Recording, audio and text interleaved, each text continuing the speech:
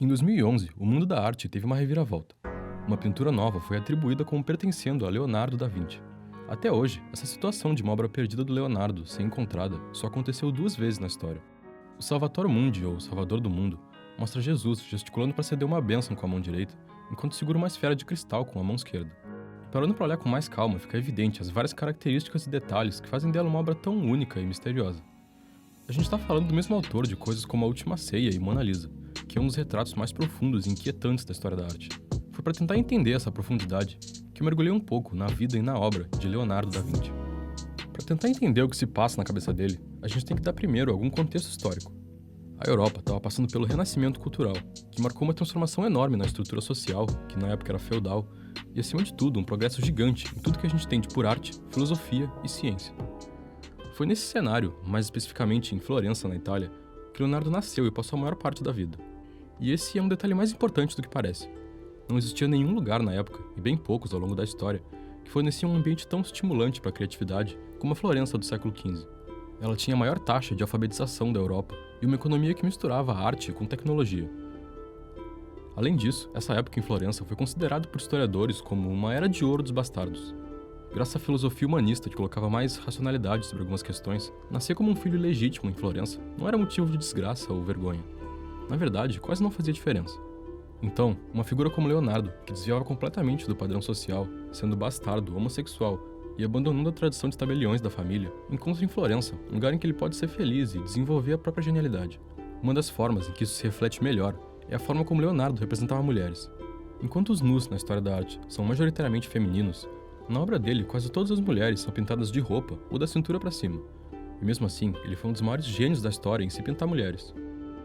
Diferente das outras representações da época, que geralmente eram de perfil e meio isentas de emoção, nos quadros do Leonardo, elas eram pintadas pela primeira vez na Europa, de frente e em contato visual. O resultado disso são quadros com uma carga muito alta de profundidade psicológica e mulheres com emoções e sentimentos reais, ao invés dos manequins passivos da época.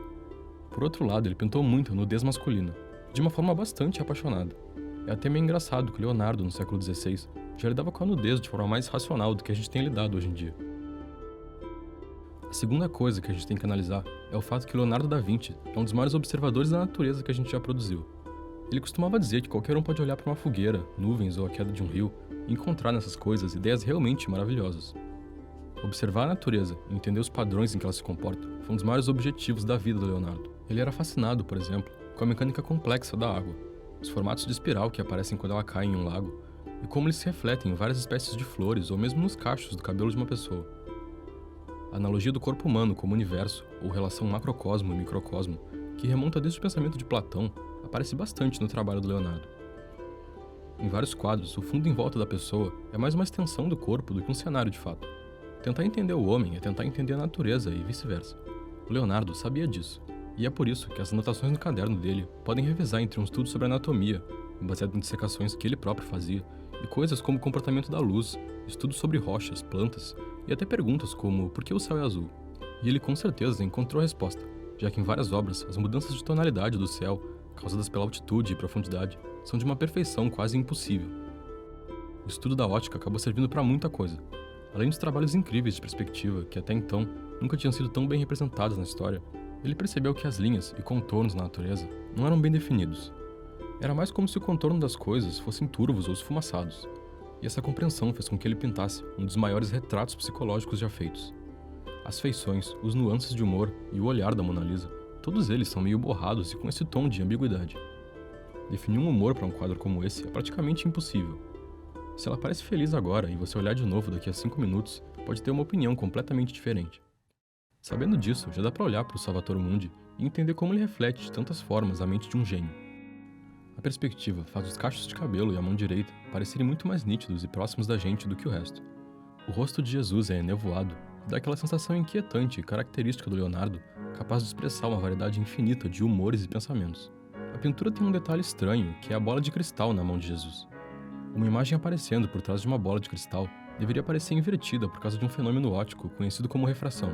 Isso poderia ser entendido como um erro da parte do pintor, mas a gente está falando aqui do homem que passou quase a vida inteira estudando o comportamento da luz. É praticamente um consenso de que o erro na esfera é proposital. Eu passei muito tempo pensando na quantidade de simbolismo que esse único detalhe pode carregar. e parece que qualquer interpretação minha só limitaria a obra. Mas, como disse o próprio Leonardo, nem tudo precisa de linhas bem definidas.